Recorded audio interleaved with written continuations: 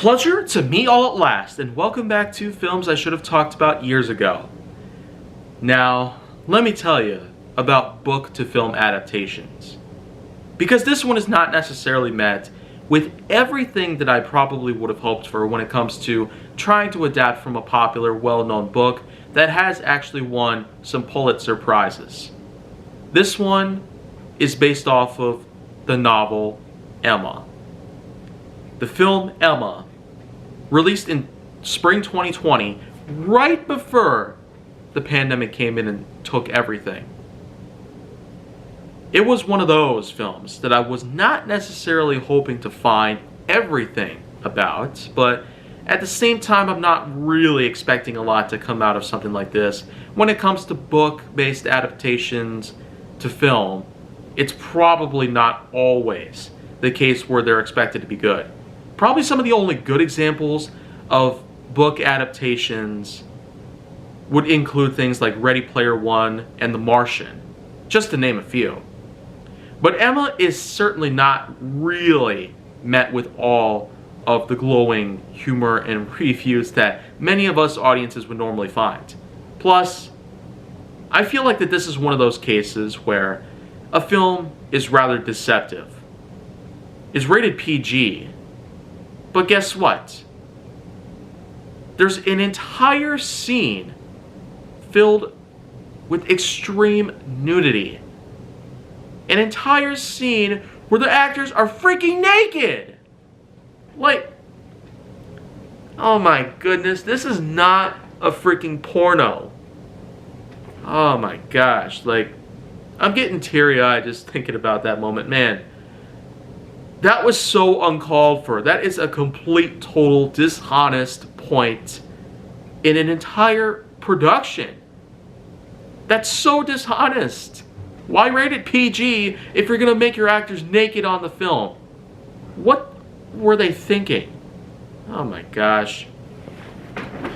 Still, you know what? For something that's been made by Focus Features, because they're a much younger company, I guess this is just another one of those phases that they're having. To see what they can do to us before they finally realize that what they're doing is wrong. Focus Features films aren't necessarily for everybody. Again. But still. Emma 2020 is still being met with a lot of good reviews and ratings. Let me tell you. How does a film like this, a book to film adaptation, get a whopping 87% on Rotten Tomatoes? So it's very much like what C7N basically showed. I already talked about that yesterday. 71% of Metacritic, 6.7 out of 10 on IMDb.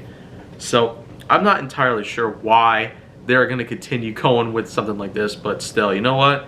For a film that stars the likes of actors like Anya Taylor-Joy, Johnny Flynn, Mia Goth, and Bill Nighy as Mr. Woodland, I'd say it's probably, well, a bit skeptical at this point. But if I want to talk about the plot, let's go ahead and talk like this.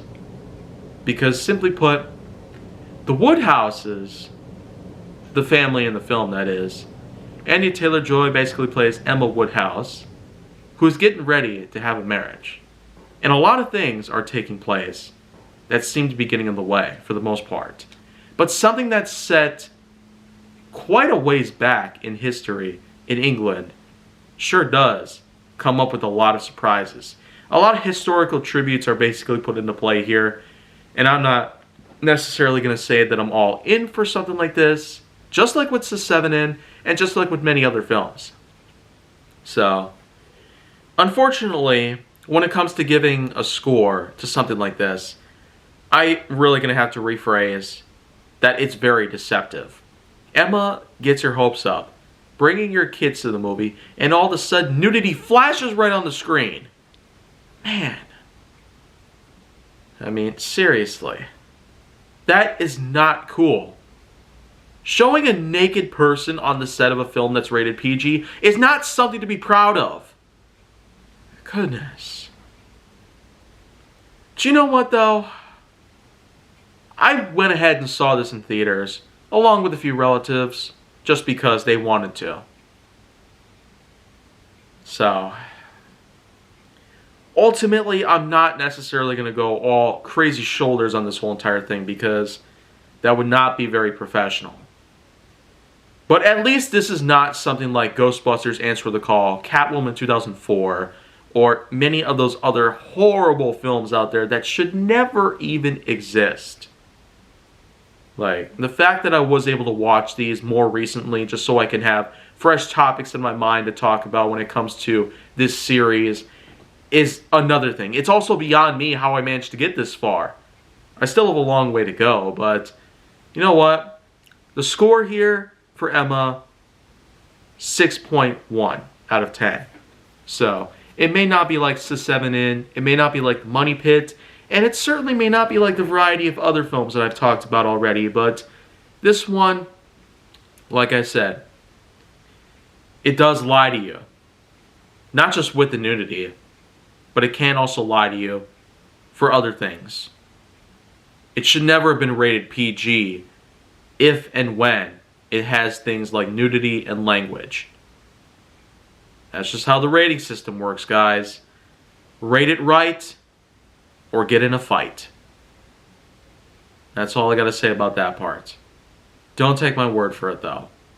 But if you want to see more go down on my channel, then make sure that you like, subscribe, comment, follow me on social media, and stay on the Hollywood side.